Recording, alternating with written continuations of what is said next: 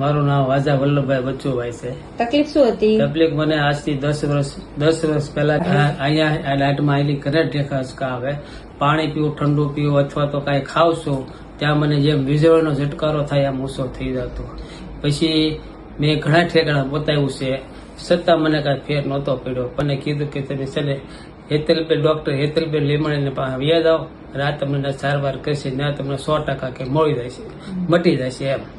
પછી હું ડોક્ટર હેતલબેન લીમણીને દવાખાને ગયો. એને મને કીધું કે 100% મટી જશે. પછી કે આ તમારું ઓલું તકલીફ શરીર દૂર થઈ જશે.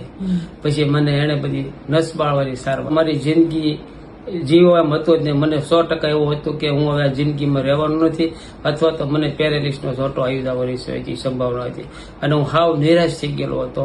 મને કોઈ સંભવ જ નહોતો કે હું આ બચી શકી છે. હવે ડોક્ટર લીમડી સાહેબને ઓલે ગયો, હેતલબેનને ઓલે નેલી મને થયું કે ના મને આશ્વાસન મળ્યું કે 100% મને મટી જશે એમ. અત્યારે કેવું છે પેલા કરતા? અત્યારે મને હાવ સારું છે. ખાવા પીવા બોલવામાં બધી રીતે સારું છે અને બધું ડોક્ટર સાહેબ હેતલબેન મને બધી રીતે કીધું બધું ખાવા પીવાની છૂટ છે.